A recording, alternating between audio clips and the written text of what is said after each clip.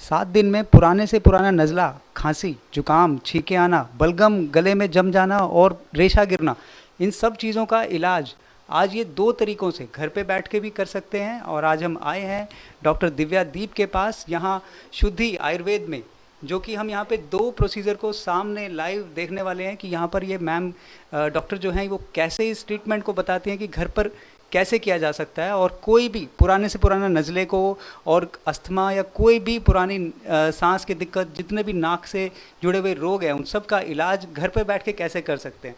तो आज हम मैम से जानेंगे कि ये दोनों प्रोसीजर कैसे किए जाते हैं और इनका क्या करने का सही तरीका होता है और कितने टाइम में पेशेंट को इससे आराम मिल जाता है। तो बात करते हैं मैम दिव्या दीप जी से। तो यहाँ पर हम देखते हैं कि 2 प्रोसीजर चल रहे हैं, जिसमें एक काढ़ा बनाया जा रहा है और काढ़े के ऊपर कैसे इस थेरेपी को करना है, और इधर यहाँ पर एक धुएं से कुछ थेरेपी चल रही है। तो इसका नाम और क्या है मैम, इसको कैसे क्या किया जाता है, थोड़ा बताएंगे आप इस बारे में। ये जो प्रोसीजर है, ये जो चल रहा है, ये है धूमपान। और यहाँ एक दूसरा प्रोसीजर चल रहा है जिसे कि कहते हैं स्टीम इनहेलेशन, यानी कि भाप लेना। तो ये स्टीम कैसे, इसमें क्या किस चीज़ों से स्टीम लेना होता है?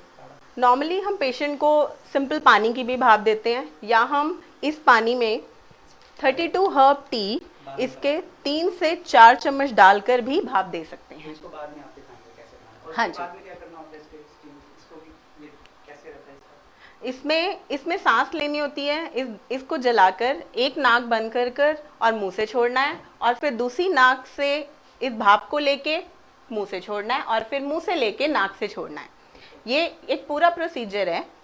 इसके तुरंत बाद हम नस्य कर्म करते हैं, यानी कि इस पे पेशेंट को हम लेटा देते हैं।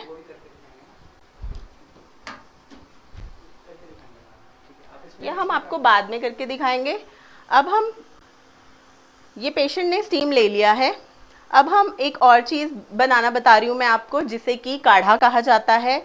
ये जो काढ़ा है, ये पुराने से पुराने नज़ले को भी, या कफ जमा हुआ जो कफ होता है, उसको भी निकाल देता है।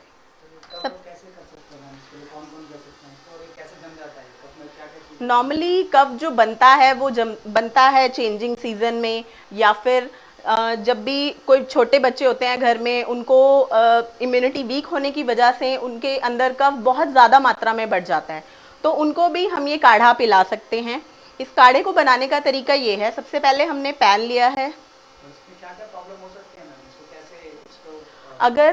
अगर जो है ये इस कफ को रोका ना जाए, या इस कफ को बनने से रोक पाने पर जो आपके गले में बैठ जाता है, गला बैठ जाता है, और साथ ही सांस लेने में भी दिक्कत हो जाती है, इस तरह की प्रॉब्लम, एस्थमा बढ़ जाना, ये सब प्रॉब्लम्स पेशेंट को बढ़ने लग जाती है। तो इस पट्टी को मैम कैसे बनाते हैं, इसमें क्या जो प्रोसीजर है इसको कैसे किया जाता है, इसको बनती कैसे है, इस पट्टी में क्या क्या होता है? इस पट्टी को बनाने के लिए 3 चीज़ों का इस्तेमाल किया जाता है। सबसे पहले ये है गाय का घी, और साथ में ये है हल्दी, ये है अजवाइन और काली मिर्च।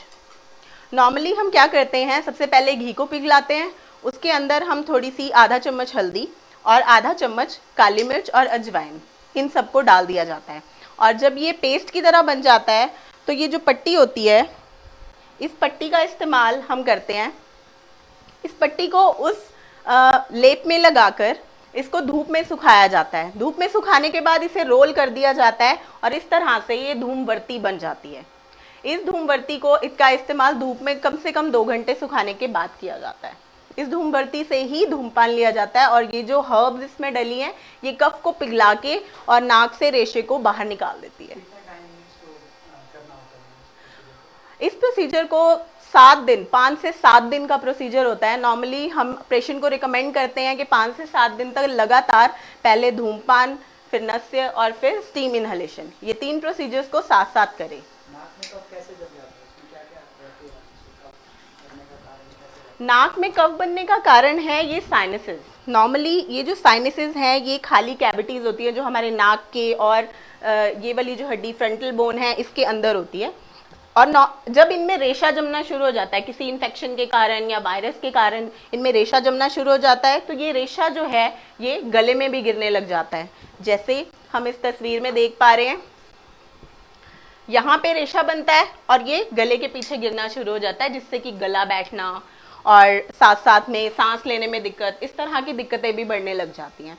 तो ये जो दोनों प्रोसीजर्स हैं, ये दोनों ही इसमें बहुत लाभदायक हैं। और ये सबसे अच्छी बात ये है कि इसको हम आराम से घर में कर सकते हैं, सबसे अच्छी बात। इसके साथ साथ ही मैं आपको एक काढ़ा बताने जा रही हूँ। इस काढ़े को बनाने के लिए सबसे पहले हमें एक पैन में तकरीबन 1.5 कप पानी गर्म करना है।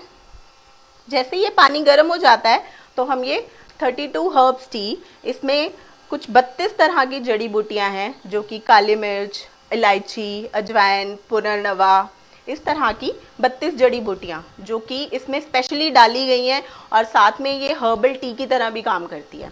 इस काढ़े का प्रयोग कैसे करना है, बनाना कैसे है, ये मैं आपको बताने जा रही हूँ। पानी गर्म हो चुका है।